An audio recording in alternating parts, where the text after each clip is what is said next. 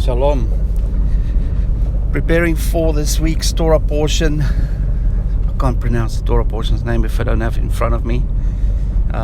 It's number 36, and it has to do with the consecration of the priesthood. Now, what we had yesterday, or last night actually, was a supermoon or a blood moon lunar eclipse. And that's very significant. Now, I looked up this morning the previous lunar eclipses that occurred in 2014 and 2015.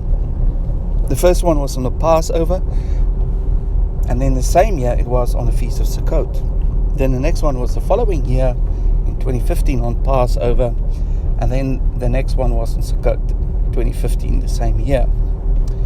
And those blood moons were the last 4 blood moons, consecutive blood moons that occurred on feast days. That I think the previous ones were in 1947 or 67 or something like that, and they will not occur ever again.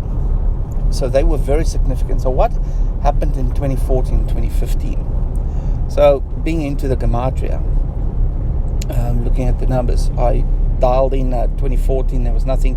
2015 was a very interesting meaning.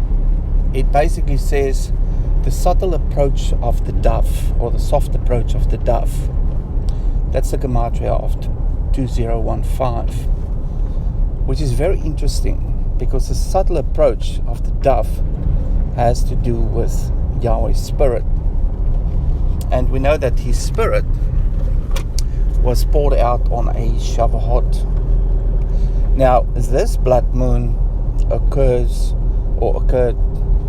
that's now yesterday, within the season of Shavuot. Now, the reason I'm saying season of Shavuot, for those who don't know, Shavuot starts with the counting of the Omer on the day of first fruits, the season of Shavuot that connects Passover and unleavened bread with Yom Teruah, Yom Kippur, and Sukkot.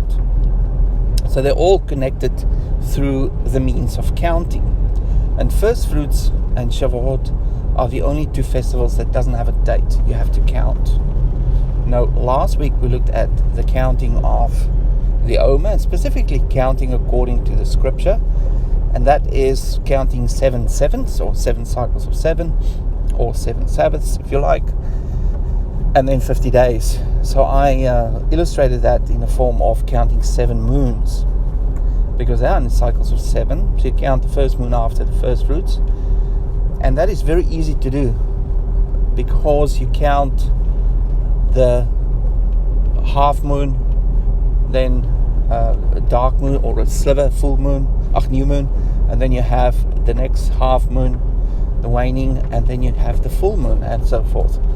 So it's easy with the naked eye to determine what the phase is. So it's easy to count.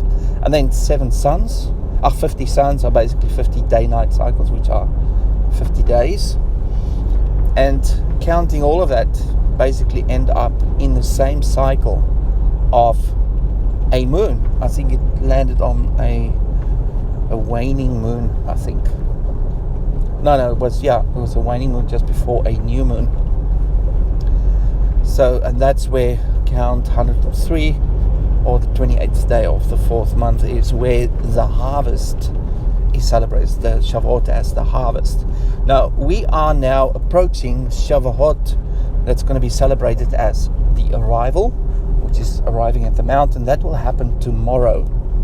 And then we're going to celebrate the 10 words that's been spoken from the mountain, and that will happen the 1st of June, I think, which is Monday. Now, in between these two, the commandment is to cleanse themselves for 2 days, and on the 3rd day Yahweh will speak. Now, this Torah portion is right in the center of the two events of Shavuot. And the theme is the cleansing of the priesthood. So that in itself is very significant. But to emphasize it more, it's preceded by a blood moon, which highlights the moon that appears on the feast day.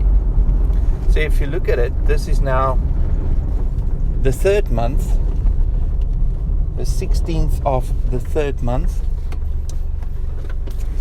and the 18th of the first month. This is 19th of the third month, where these two events happen. And the blood moon is sitting right smack against that, which is more or less in the middle between first fruits and the harvest, which is on the 28th of the 4th. So basically this blood moon sits in the middle between the themes of the range of Shavuot that highlight the whole feast of Shavuot, or the season of Shavuot, with a blood moon.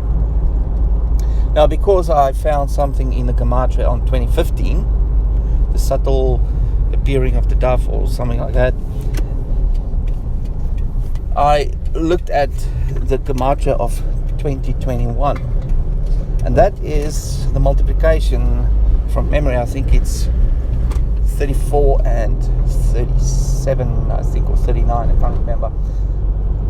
And the multiplication of those two numbers basically highlight which numbers we need to look at, because there's no Gematria for 2021. And to my astoundment, when I looked at the meanings, they are exactly in line with the theme of this Torah portion. And we're going to look at the detail when I presented this Saturday.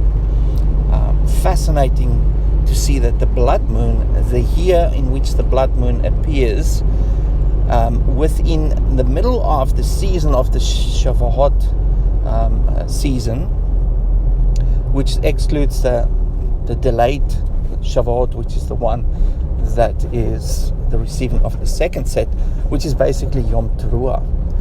So this blood moon sits right in the middle, and it emphasizes it in this year. I think this is a very special blood moon as well. It won't appear again, or hasn't appeared since. I don't know. There's some interesting thing about it. I'll research that and make that known on Saturday as well. Very fascinating things to see these things happening, and to see the confirmation of the Torah portion in this year with the connection of the blood moon.